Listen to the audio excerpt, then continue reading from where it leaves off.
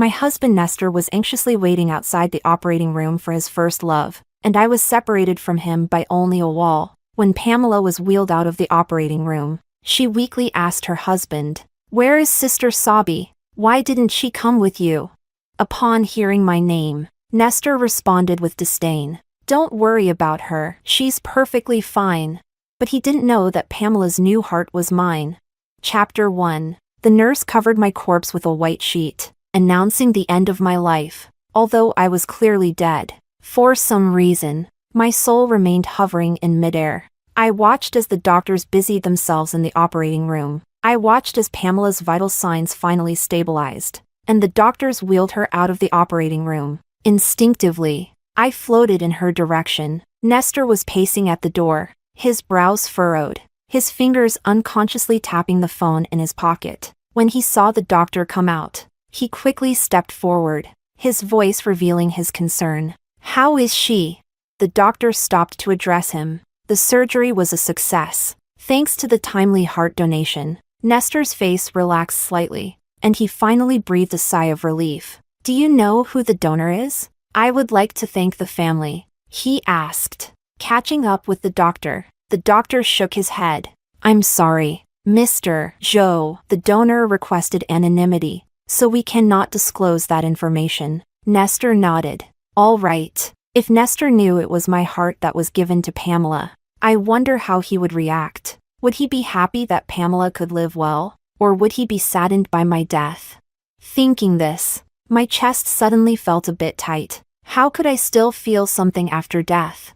I smiled self-deprecatingly. Soon after, my corpse, covered in a white sheet, was also wheeled out. I passed right by Nestor in the hallway. For some reason, he suddenly looked back, appearing momentarily dazed. Then he turned back and followed Pamela into the ward. Pamela was still asleep, and Nestor stayed by her bedside, waiting. I floated between them, like a third wheel. Realizing this, I retreated a bit. I suddenly remembered when Pamela once yelled at me, "Sabrina, if it weren't for your scheming, I should have been the one to marry Brother Nesto."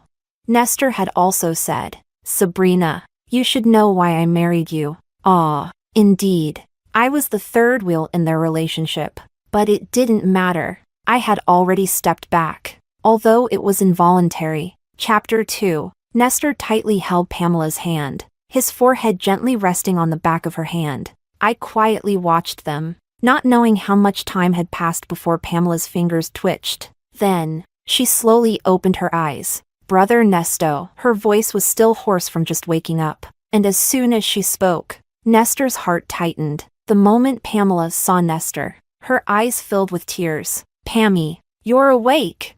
Nestor quickly pressed the call button at the bedside to summon the doctor. "Brother Nesto, I thought I would never see you again." Tears streamed down Pamela's pale cheeks, making her look pitiful. Nestor's eyes were full of pain as he gently patted Pamela's hand. "No, everything will be fine now. You will recover." Seeing their affection, a surge of hatred rose within me. "Everything is fine for you.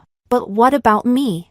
The doctor gave Pamela a thorough examination. Everything was normal, and she only needed to stay in the hospital for a while longer before she could go home. After the doctor left, Pamela cautiously asked, "Where is Sister Sabi? Why didn't she come with you?"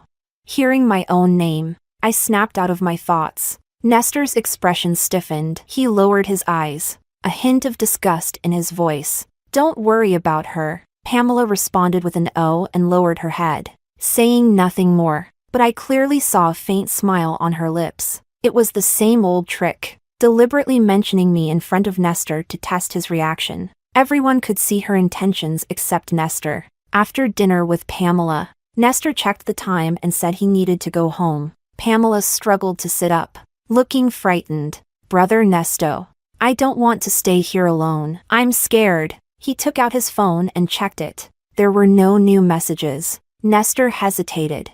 "How about I ask Aunt Wang to come and stay with you?" Aunt Wang was our live-in housekeeper, responsible for Nestor's and my meals. "Can't you stay with me?" Pamela bit her lip, her voice growing softer. Nestor was silent for a moment, then unlocked his phone and opened our chat. Our conversation had stopped 2 days ago. The last message was from me, saying, "Let's get a divorce." He had replied, "Don't make trouble out of nothing." Chapter 3. Seeing Pamela look at him with red-rimmed eyes like a little white rabbit, Nestor's heart softened. He sent me a message. "I won't be coming home tonight." I pursed my lips. I knew, but I couldn't reply to you anymore. Seeing Nestor agree to stay, Pamela finally smiled. I knew Brother Nesto was the best to me. Nestor patted her head, his voice full of affection. "I really can't say no to you." While he went to the water room to fetch water, Pamela took out her phone. She opened her secondary WeChat account and sent a message to someone with a completely black profile picture. "Is everything handled?" The reply was almost instantaneous. "Don't worry. Everything is taken care of." A cold gleam flashed in Pamela's eyes. Dying and giving me her heart. At least she died for a good cause. So, she not only knew I was dead, but was also involved in my death. Looking at my semi-transparent body and the smug Pamela, a surge of hatred rose within me, but there was nothing I could do. I could only watch her act sweet and innocent with Nestor, living well in this world with my heart. When Nestor returned with a thermos, he sat in the chair and began peeling an apple for Pamela. However, he seemed a bit distracted. His gaze kept drifting towards his phone, which was set aside. When the phone suddenly rang, it startled him, and the fruit knife nicked his fingertip, but he didn't bother to tend to the cut. Instead, he walked to the window to answer the call. "Hello, Sabi." "Yes, I won't be coming home tonight." "What? She hasn't come back either?" Nestor's face changed slightly. "I understand." He hung up the phone. Pamela saw this and quickly wrapped his finger with a tissue. "What happened?" she asked. Nestor shook his head. "Something came up at the company. I need to go." I was taken aback. The call was obviously from Aunt Wong. So why was he lying? Pamela didn't seem to notice Nestor's odd behavior and nodded obediently. "All right. Go ahead then." Nestor picked up his suit and walked to the door. As he reached the door, he turned back and said, "Rest well. I'll come see you tomorrow." My heart stirred, and I decided to follow him out of the hospital. I wanted to see where he was going. Chapter 4. On the way home, Nestor drove, his face serious, seemingly preoccupied. Whenever the light turned red, he would open our chat. Seeing no reply from me, he sighed and put the phone down. I was confused. What was he thinking? Was he expecting a reply from me? But he clearly despised me. To be honest, our marriage was an accident. We were schoolmates but in different years. He was 2 years ahead of me, and it was he who helped me when I was bullied in school. I had a secret crush on him but never dared to disrupt his life. After Nestor graduated, I heard he joined the family business and had a bright future. Knowing I wouldn't cross paths with him again, I buried those feelings deep inside. Not long after, my father fell into debt and committed suicide by jumping off a building. My mother couldn't handle the blow and soon passed away. To pay off the debt, I worked during the day and took on a night job as a hotel maid. The next time I saw Nestor was at the hotel. He was drunk and unconscious, being carried into the presidential suite on the top floor, and I happened to be cleaning the restroom. By chance, I overheard a phone conversation outside. "The drug is in. Hurry over. The room card is in the door gap." Then they left. I knew this wasn't something I should get involved in, but after confirming there was no one outside, I was about to leave. But before leaving, I glanced back and saw that the person lying on the bed was Nestor. His face flushed. He frowned, his eyes closed, and his long lashes cast shadows on his face. Should I help or not? He once saved me. Could I just leave him drugged here? After hesitating for a moment, I took the room card from the door gap and locked the door from the inside. I poured a glass of water and walked to the bed, trying to wake Nestor. When Nestor opened his eyes, he was groggy. He looked at me and suddenly called out, "Sabrina?" I was stunned. Did he recognize me? Chapter 5. His expression quickly turned dazed again. "Senior, have some water and take a shower, okay?" I tentatively reached out and patted his shoulder, but Nestor grabbed my hand and pulled me forcefully towards him. After a dizzying moment, I found myself pinned under him on the large bed. He leaned in close, his breath hot against my skin, burning away my reason. My heart pounded wildly. Senior, please wake up. I kept pushing at his shoulders, but he was beyond reason. His scorching kiss landed on my lips. My mind went blank, and I heard the last thread of my sanity snap. Everything spiraled out of control. Faintly, I heard urgent knocking on the door. Nestor cupped my face. Sobby, focus. I didn't know how long it lasted, but eventually, I fell into a deep sleep, waking only when daylight filled the room. Recalling last night, I sat up in fear, seeing Nestor still asleep beside me. I wanted to sneak out, but my movements woke him. He squinted at me for a while, seemingly trying to recall what had happened the night before. What happened? His face grew darker as if he remembered something. My heart tightened, and I stammered. It was an accident, but he didn't want to hear my explanation. He coldly said, "Wait for me outside," and went into the bathroom, putting on a bathrobe. I bit my lip, feeling endless grievances. Why did he treat me this way? It was his loss of reason, so why did I have to bear the consequences?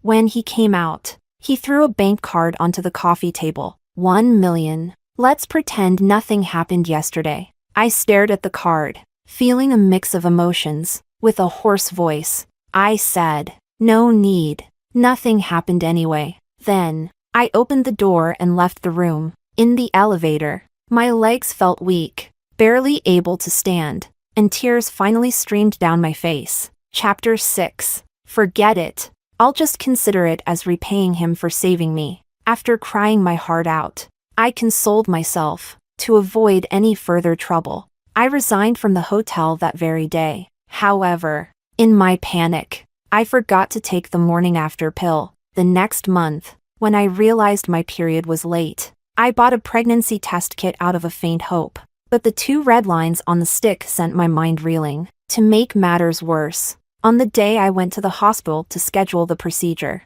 I ran into Nestor. He walked past me in a hurry, bumping into me, causing my papers to scatter everywhere. As he helped pick them up, he apologized, but then froze when he saw my name and the abortion form. Nestor looked up at me in disbelief, meeting my evasive gaze. "You're pregnant?" I stammered that it was none of his business and turned to leave, but he grabbed me. "We need to talk." Thus, under the arrangement of fate, I married him while carrying his child. He paid off all my high-interest debts. After marrying him, I found out about Pamela, his childhood sweetheart. They had been engaged, but I had inadvertently come between them. However, the baby didn't survive. 4 months into our marriage, Pamela's constant provocations finally made me angry for the first time. She called my unborn child a bastard. She called me a wretch without parents. I tried to stay calm, but she pushed me from the second-floor staircase. In excruciating pain, I saw her face twist into a malicious smile. Then she clutched her heart and fell to the ground. By the time Nestor arrived at the hospital, our baby was gone. I sat on the bed in tears, but Nestor's face was dark as he questioned me. "Do you know that Pammy has a heart condition? She can't be stressed. What did you do to her?" I widened my eyes in disbelief. "I didn't do anything. She pushed me. Our baby is gone." But Nestor pursed his lips, looking at me coldly. "Pammy is a kind girl. She wouldn't do such a thing." "Sabrina, you disappoint me." With that, he left without looking back. Chapter 7. Since then, the only bond between Nestor and me vanished. He never touched me again, and his attitude towards me remained cold and distant. Pamela was pleased with herself, playing the innocent neighbor girl in front of Nestor while bullying and insulting me whenever he wasn't around. "Just wait. I will take him back," Pamela said arrogantly, but I never thought she would use such means to take Nestor back. And in the process, she also took my heart. I had already signed the divorce papers. I had planned that once Nestor signed them, I would leave the city without hesitation. However, she had no intention of giving me that chance. Early one morning, Pamela tricked me into leaving the house. She told me Nestor was in trouble and that I should go to Genhua Road and wait for her there.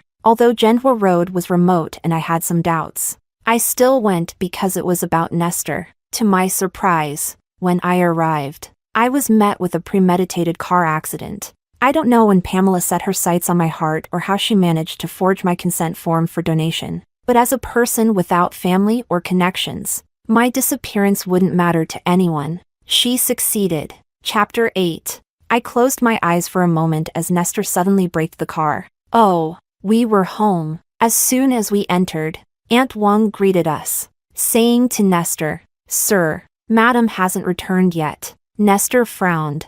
Got it. When did she leave?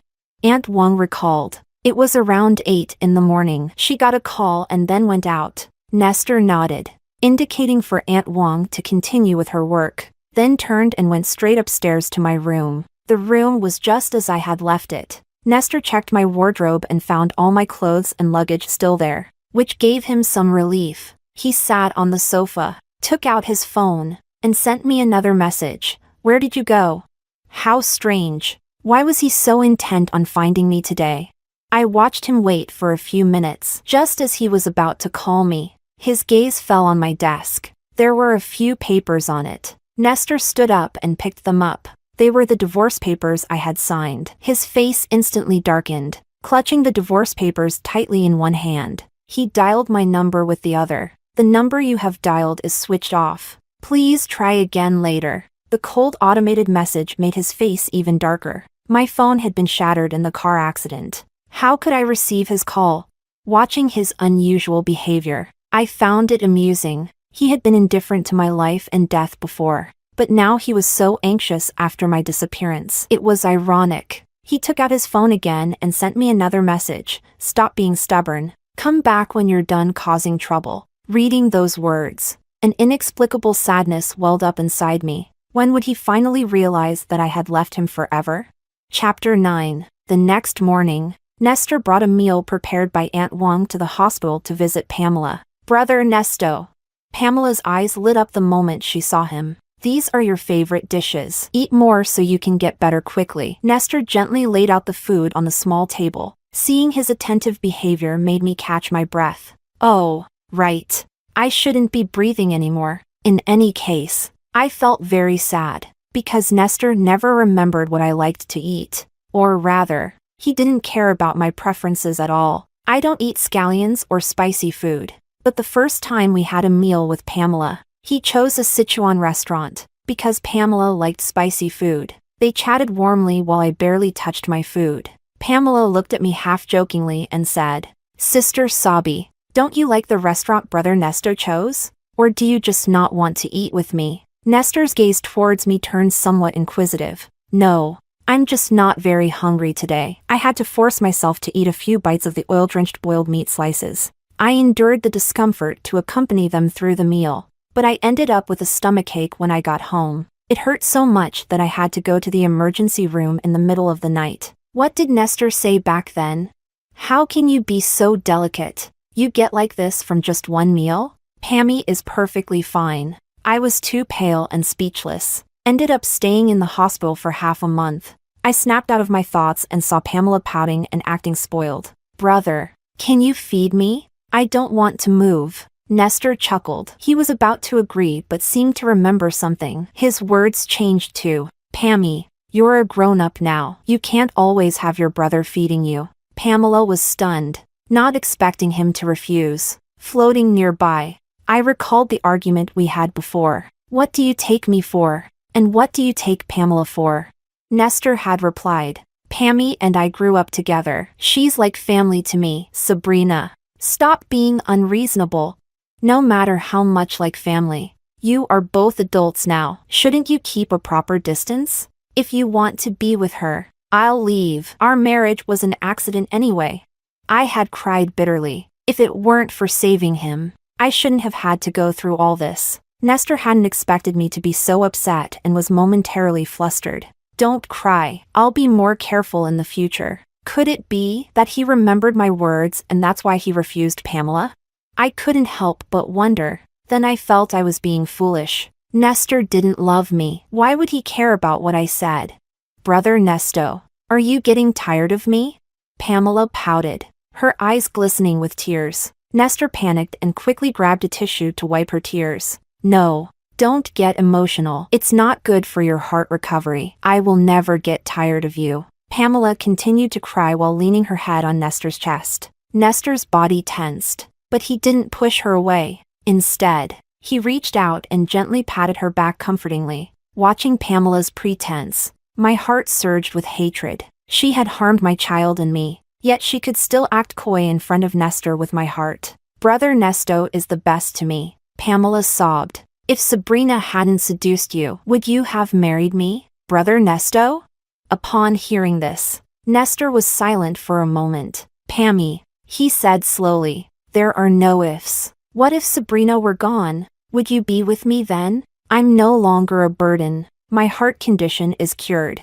I won't drag you down. Pamela clutched his sleeve, her face stubborn. Nestor sighed. Since I promised your parents I'd take care of you, I won't break that promise. Don't worry. Even though I'm married, I won't abandon you. I scoffed. Pamela leaned against him, appearing obedient, but her eyes flashed with jealousy. After visiting Pamela, Nestor went to the office. After passing the reception, he suddenly turned back. Have you seen my wife these past 2 days? He asked. The receptionist thought for a moment. No. Nestor's eyes darkened. Just as he was about to leave, the receptionist suddenly remembered something. Mr. Joe. What is it? Nestor turned back. Yesterday morning, your wife called. She said she couldn't reach you and asked if you had come to the office. You hadn't arrived yet. So I told her no. The receptionist recalled my call from yesterday morning. Yes. After receiving Pamela's call, I had tried to contact Nestor. His phone was off. I then called the office to confirm he hadn't gone to work before heading to Genhua Road. Hearing the receptionist's words, Nestor looked puzzled. Yesterday morning? I didn't get her call, he muttered to himself as he walked into his office. Thinking about it, he took out his phone again and saw that I still hadn't replied. How long will this go on? Nestor sighed, picked up the intercom. Secretary Lee, please book a restaurant for tonight, a table for 2, for our wedding anniversary. Hearing this, I looked at him in disbelief. Chapter 11. Nestor sent me another message. Sabi, I've booked a restaurant. Can we have dinner together tonight? I felt a bitter ache in my heart, my nose stinging. Yes, today was our first wedding anniversary, but what was the point of treating me well now? In the afternoon, Pamela called. Brother Nesto, when are you coming to be with me? Nestor frowned, his eyes fixed on his inactive phone. Brother? Pamela called out, testing his attention when he didn't respond. Sorry, Pammy, I'm a bit busy today and can't find time to visit you, he quickly answered, snapping back to reality. All right. Pamela sounded disappointed. Would Nestor really decline Pamela to have dinner with me? I was a bit surprised, but knowing Pamela, she wouldn't give up easily. Sure enough, not long after, the hospital called. The doctor said Pamela had fainted and her condition was unstable, needing a family member to accompany her. A rare look of frustration crossed Nestor's face, but he still drove to the hospital. How's Pammy?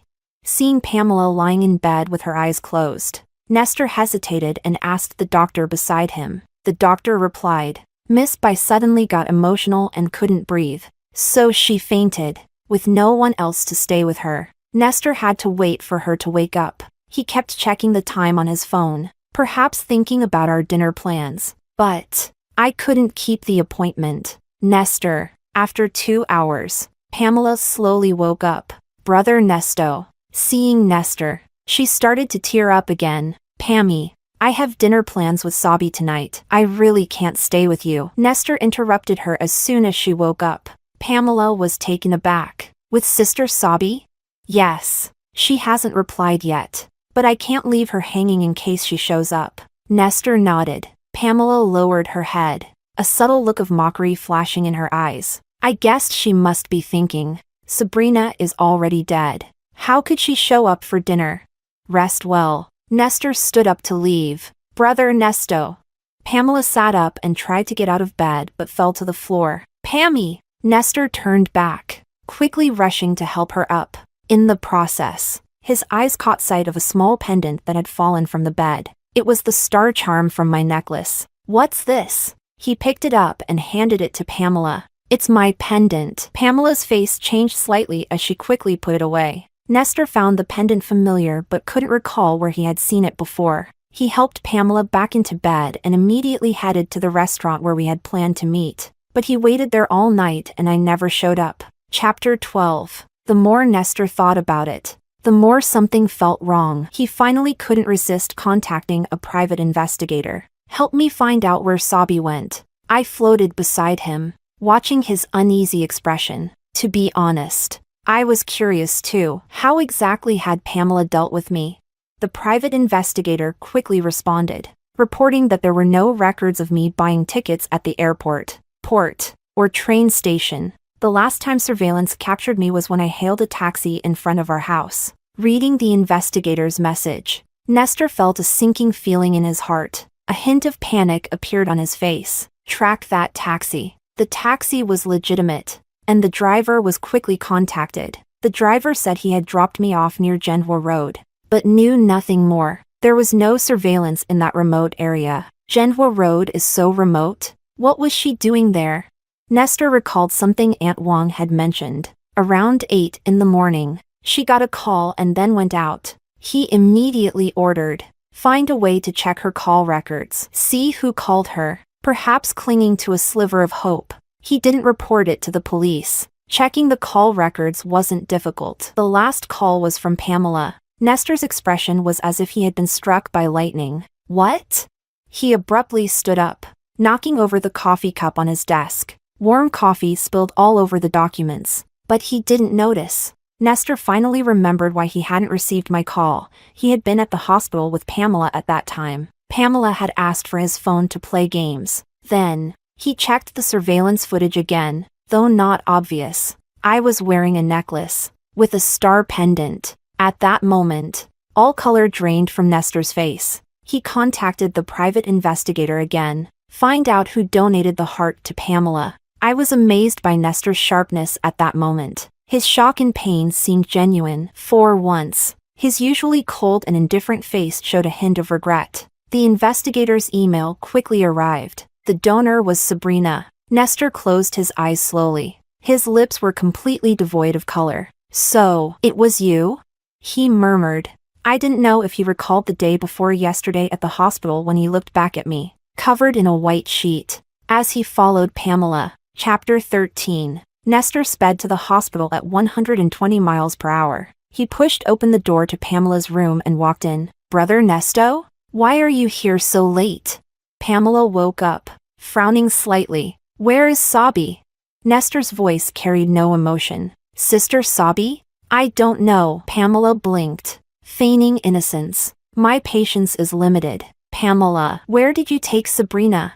Nestor took a few steps forward, towering over Pamela sitting on the bed. That star pendant was on Sabi when she disappeared. If you really don't know, why was it with you?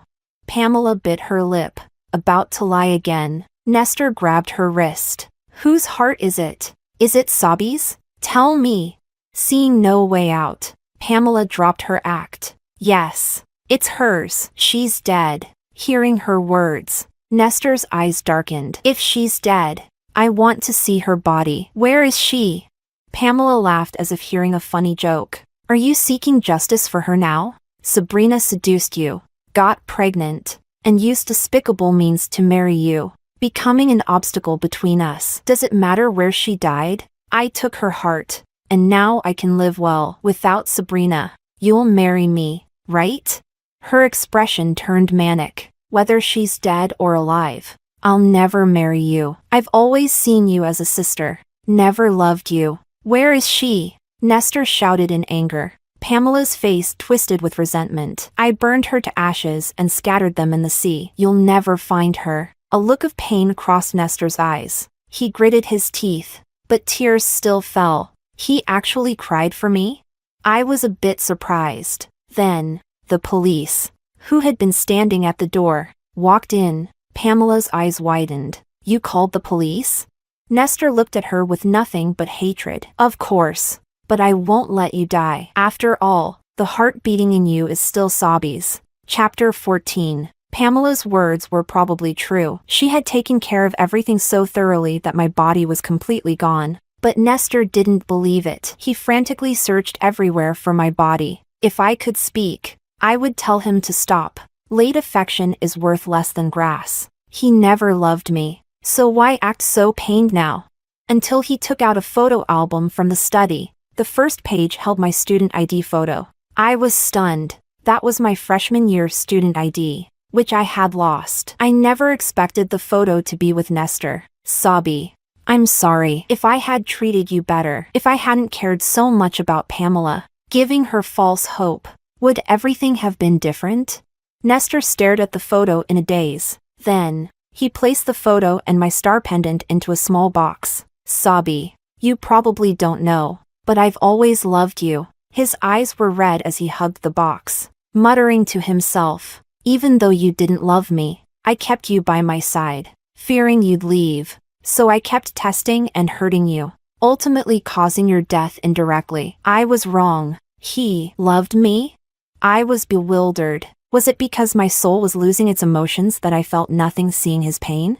Nestor bought a plot of land, burying the box with the photo and pendant in it. It was my cenotaph. From that day on, he visited my grave daily with a fresh bouquet of lilies, sitting there for half the day, drinking and rambling about the past. It turned out Nestor knew I wasn't the one who drugged him, and the drug didn't affect him enough to lose all reason. He realized it was me and decided to go along with it. But afterward, he couldn't face me, so he wanted to cool down. Unexpectedly, I quit and disappeared for a month. He searched for me everywhere until he found me at the hospital, about to have an abortion, which made him desperate to take me back and marry me. Regarding Pamela pushing me down the stairs, he truly believed it was an accident. Pamela's parents had done him a favor, and before they passed away, they entrusted her to his care. There was never an engagement between them. As Pamela claimed, Nestor just didn't want to stress Pamela's weak heart,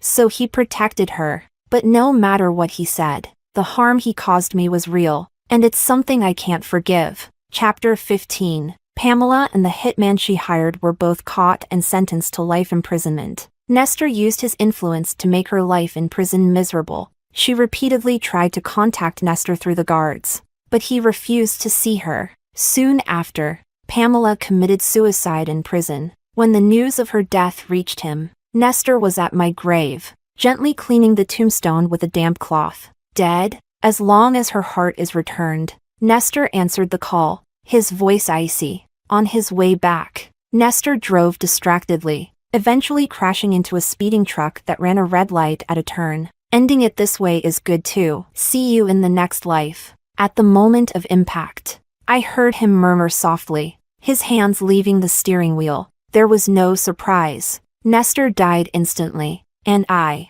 watching my body become increasingly transparent, knew my time had come. If there is a next life, I only wish for a peaceful and happy life. Never to meet Nestor again. But when I opened my eyes, I was back in the hotel restroom. Outside, someone was on the phone. The drug is in. Hurry over. The room card is in the door gap.